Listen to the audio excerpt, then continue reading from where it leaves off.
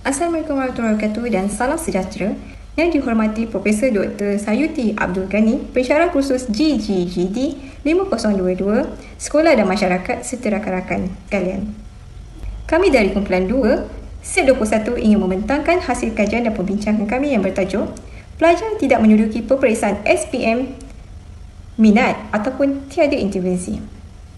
Tajuk ini dipilih kerana ia semakin relevan dalam konteks pendidikan masa kini. Apabila terdapat peningkatan jumlah pelajar yang memilih untuk tidak meneruskan pengambilan sijil pelajaran Malaysia SPM, kami ingin meneliti apakah punca sebenar di sebalik keputusan ini. Adakah disebabkan kurangnya minat pelajar atau kegagalan intervensi pihak sekolah, ibu bapa dan komuniti? Saya akan perkenalkan ahli kumpulan kami yang terdiri daripada 10 orang. Yang pertama, Najah binti Hasbullah. Yang kedua, Nur Azwana binti Abdul Malik. Yang ketiga, Nur Nadira Nisa binti Nur Syam. Yang keempat, Nur Amalina binti Ayas. Yang kelima, Muhammad Fadil bin Zainal. Yang keenam, Muhammad Fitri Fika bin Nizam. Yang ketujuh, Muhammad Luqman Hakim bin Muhammad Nordin. Yang ke-8, Nur Amira binti Saidi. Yang ke-9, Naziha binti Hasbullah. Dan yang ke-10, saya sendiri. Seterusnya, saya perkenalkan senarai pembentang. Yang pertama, Nur Azwana binti Abdul Malik, nombor matrik P156-349. Yang kedua, Muhammad Fitri Fika bin Nizam, nombor matrik P157-232. Yang ketiga, Nur Amalina binti Alias, nombor matrik P156-161. Yang keempat, Muhammad Luqman Hakim bin Muhammad Nordin, nombor matrik P157-896. Dan yang terakhir, saya sendiri, Nur Janah binti Talib, P157-341. Assalamualaikum dan salam sejahtera. Hari ini saya akan membincangkan satu isu yang semakin membimbangkan dalam dunia pendidikan, iaitu pelajar yang tidak mengambil sijil pelajaran Malaysia SPM dan keperluan intervensi dalam menangani masalah ini.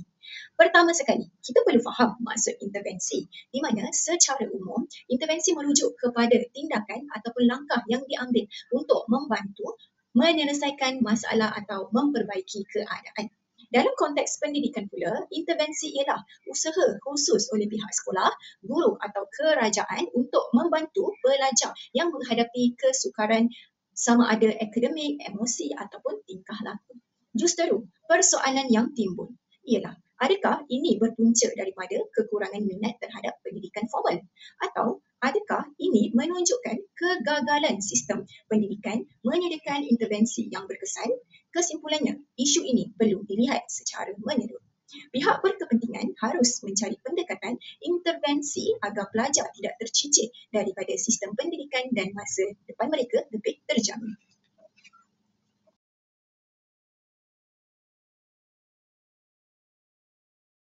Seterusnya, saya ingin berkongsi beberapa faktor utama yang menyumbang kepada keputusan pelajar untuk tidak mengambil SPM. Yang pertama, sesetengah pelajar menganggap SPM itu tidak penting. Mereka lebih berminat dalam bidang kemahiran ataupun pekerjaan yang tidak memerlukan sijil rasmi seperti kerja tangan, teknikal ataupun perniagaan kecil-kecilan. Yang kedua, ada pelajar yang lebih suka membuat kerja sambilan. Mungkin dengan memulakan perniagaan sendiri ataupun mereka sendiri aktif dalam bidang seni dan sukan, di mana aktiviti seperti ini mampu memberikan pendapatan yang sebenar kepada mereka walaupun mereka sendiri tidak memiliki sijil SPM. Selain itu, kita tak boleh nak menafikan pengaruh fenomena di mana penggunaan platform digital seperti TikTok, YouTube. Platform ini secara tidak langsung memberi peluang kepada generasi muda untuk menjana pendapatan mereka sendiri tanpa bergantung kepada kelayakan akademik ataupun pendidikan formal. Akhir sekali, sistem pendidikan terlalu berorientasikan peperiksaan juga menjadi salah satu penyumbang utama, di mana tekanan ataupun cermelang dalam peperiksaan boleh menyebabkan mereka pelajar ini berasa penat dan tertekan ataupun hilang semangat. Jadi akibatnya mereka mungkin membuat keputusan untuk tidak mengambil SPM langsung. Jadi kesemua faktor ini menunjukkan bahawa isu ini tidak boleh dipandang ringan dan memerlukan pendekatan intervensi yang lebih fleksibel dan menyeluruh. Sekian, terima kasih. Bersambung tentang kekurangan intervensi sebagai faktor penyumbang. Yang pertama adalah kekurangan sokongan sosioekonomi. Jadi ini, pelajar yang datang dari keluarga miskin selalunya perlu bekerja untuk bantu keluarga. Ini membuatkan mereka susah untuk fokus belajar dan ada yang terpaksa tinggalkan sekolah tanpa mengambil SPM. Jika tiada bantuan seperti beasiswa, makanan di sekolah atau pengangkutan, ia akan menjadikan lebih sukar untuk mereka untuk terus belajar. Sebagai contoh, pelajar ini terpaksa kerja di kedai makan selepas waktu sekolah untuk bantu ibu bapa mereka. Dan disebabkan ini, dia gagal dalam peperiksaan dan akhirnya berhenti sekolah sebelum mengambil SPM. Yang kedua adalah keterbatasan pilihan pendidikan alternatif. Sistem pendidikan di Malaysia masih terlalu fokus kepada pelajaran akademik biasa. Pelajar yang tidak minat belajar cara ini tiada banyak pilihan lain, seperti kursus kemahiran atau cara belajar yang lebih seronok seperti membuat projek di sekolah. Sekolah alternatif dan juga sekolah agama seperti sekolah pondok pula kurang diberi pengiktirafan yang sama seperti sekolah biasa. Ini akan membuatkan pelajar hilang rasa semangat untuk meneruskan belajar. Sebagai contoh yang boleh diberikan ialah intervensi oleh guru kepada murid ini menggabungkan projek dalam pengajaran. Guru memberi tugasan berbentuk projek yang berkait dengan minat belajar seperti mencipta produk, membina model atau membuat video pembelajaran. Selain itu, guru juga boleh menggunakan pelbagai cara untuk mengajar seperti bekerja secara berkumpulan atau membuat lawatan sambil belajar. Sebagai contoh, cikgu ini mengajar sejarah melalui lakonan peristiwa penting supaya pelajar kurang minat membaca lebih mudah faham. Seterusnya, yang ketiga adalah kekurangan bimbingan dan mentor. Guru dan kaunselor sekolah selalunya terlalu sibuk dengan banyak kerja. Ini menyebabkan mereka susah untuk beri perhatian kepada pelajar yang ada masalah, seperti pelajar yang hampir berhenti sekolah. Program seperti bimbingan khas dan mentor akan sebaya, iaitu pelajar bantu pelajar yang boleh bantu dari segi emosi dan semangat pelajar, masih belum dijalankan dengan baik di semua sekolah, terutamanya di kawasan luar bandar. Sebagai contoh, intervensi yang boleh dilakukan oleh guru kepada pihak sekolah adalah dengan melakukan program mentor dengan rakan sebaya. Guru lantik pelajar yang bertanggungjawab untuk menjadi mentor kepada rakan yang kurang bersemangat atau yang ada masalah. Sebagai contoh, cikgu ini memilih pelajar tingkatan 5 yang rajin dan serta positif untuk membantu adik tingkatan 3 yang selalu konten sekolah. Seterusnya yang terakhir adalah kurangnya inklusiviti dalam sistem pendidikan.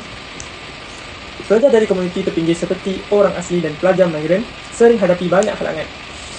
Mereka juga susah untuk mendapatkan buku dan bahan belajar yang baik, serta kurang guru yang terlatih dan sekolah yang mereka tidak cukup kemudahan. Disebabkan semua ini, mereka rasa sukar untuk berjaya seperti pelajar lain dan yang ada akhirnya tidak mengambil SPM.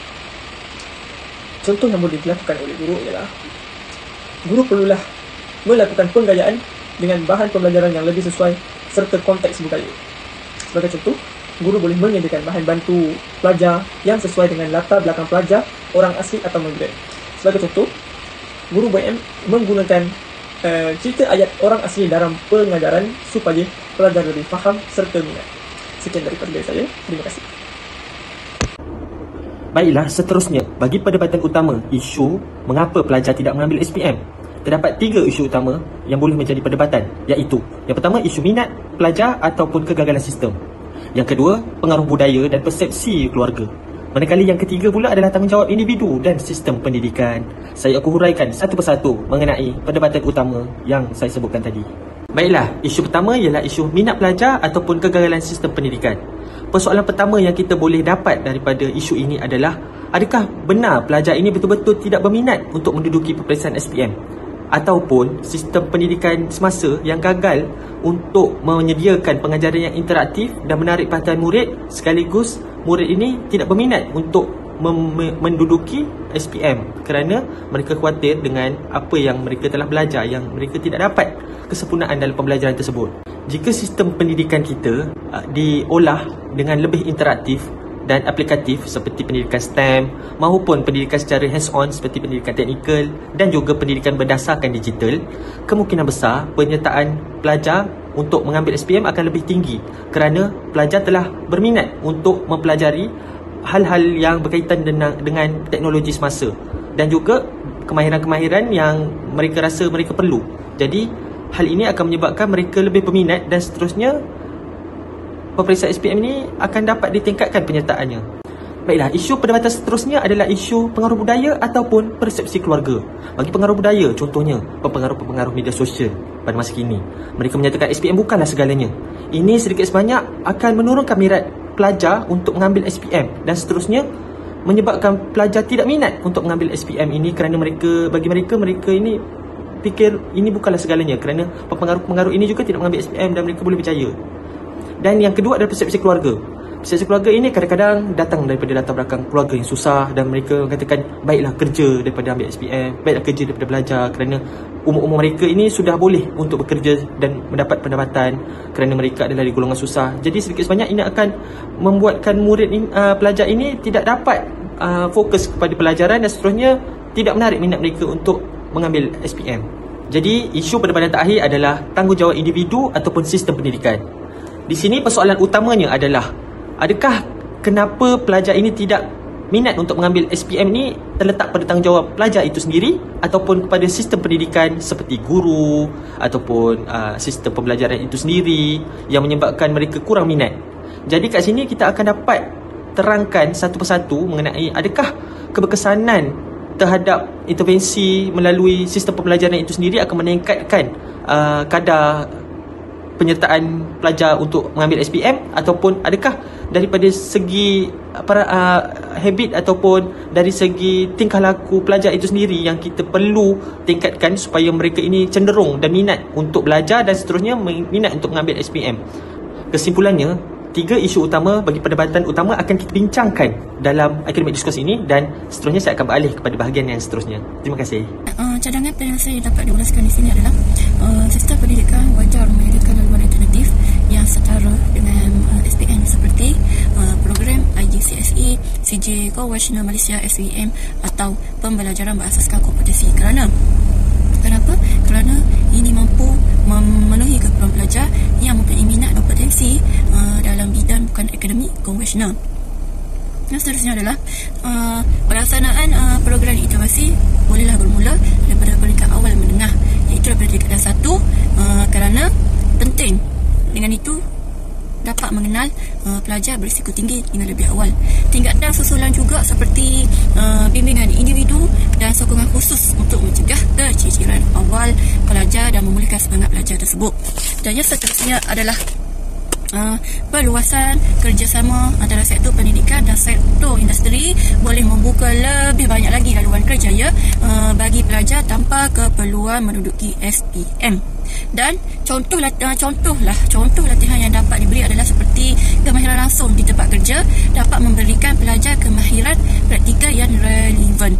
Selepas itu, sistem sokongan seperti perkhidmatan kaunseling dan program mentor perlulah diperkasa untuk membantu pelajar yang mengalami tekanan, kurang keyakinan diri dan atau hilang motivasi diri.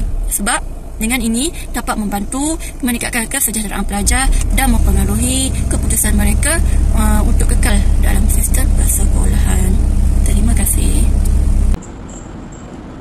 Baiklah, bahagian rumusan kajian ini mengetengahkan isu yang semakin membimbangkan dalam sistem pendidikan kita, iaitu peningkatan bilangan pelajar yang tidak menduduki peperiksaan CJ Pelajar Malaysia SPM. Penting untuk ditegaskan di sini bahawa fenomena ini tidak wajar dilihat secara simplistik atau berdasarkan satu faktor sahaja. Ramai beranggapan bahawa pelajar tidak mengambil SPM semata-mata kerana kurang minat terhadap pelajaran. Namun, dapatan kajian menunjukkan bahawa isu ini jauh lebih kompleks. Ia merupakan hasil interaksi pelbagai faktor, antaranya yang pertama, minat peribadi pelajar yang mungkin lebih cenderung ke arah bidang kemahiran atau pekerjaan.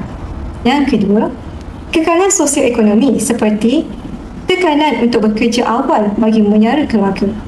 Dan yang ketiga, kelemahan dalam pelaksanaan intervensi pendidikan yang sepatutnya berperanan mengenal pasti dan memberi sokongan motivasi kepada pelajar berisiko sejak awal. Sebagai contoh, dalam temu bual bersama seorang guru kaunseling, beliau menyatakan bahawa terdapat pelajar yang menunjukkan potensi dalam minat vocational.